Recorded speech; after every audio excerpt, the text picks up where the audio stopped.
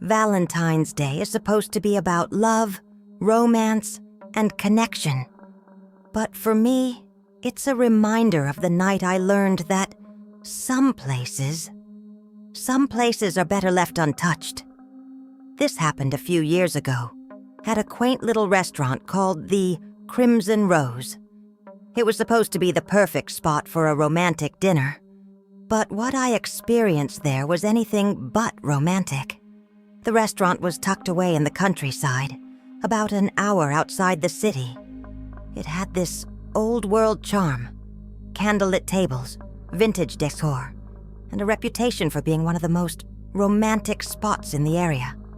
But there were rumors, too, whispers about its dark past. I didn't believe them. Not then.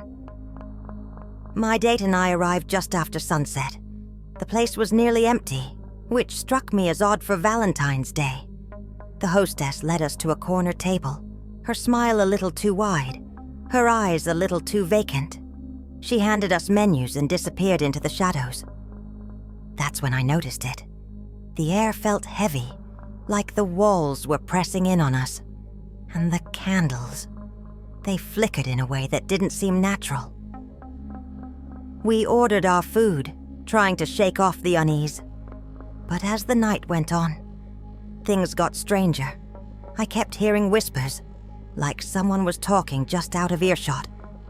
My date didn't seem to notice. He was too busy laughing at his own jokes. But I couldn't ignore it. And then, I saw her. At first, I thought it was just a trick of the light, a shadow moving in the corner of the room. But then she stepped into view. A woman in a white dress, her hair long and tangled, her face pale and gaunt. She was staring right at me. I froze, my fork clattering against the plate.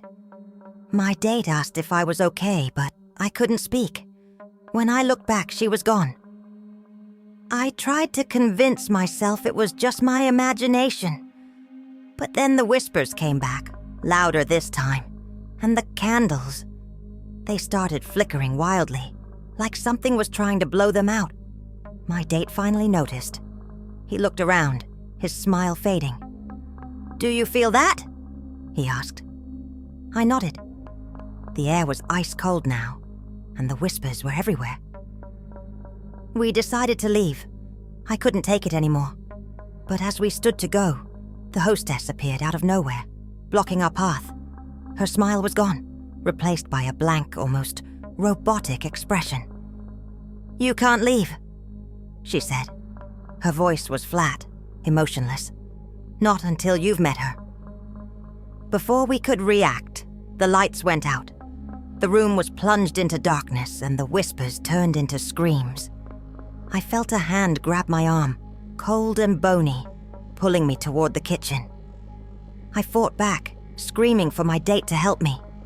He grabbed my other arm and we stumbled toward the exit, tripping over chairs and tables in the dark. We burst through the doors and into the parking lot, not stopping until we reached the car. I looked back at the restaurant and there she was, the woman in the white dress, standing in the window, her face pressed against the glass. She was smiling. Not a kind smile, but a cruel, twisted grin. And then, she was gone. We drove away as fast as we could, too shaken to speak. The next day, I tried to find out more about the restaurant. But there was no record of it, no address, no phone number, nothing. It was like it had never existed. My date refused to talk about it, and we never saw each other again. But I'll never forget that night. Or her. Sometimes when I'm alone at night, I still hear the whispers. And I wonder, was it real? Or was it something worse?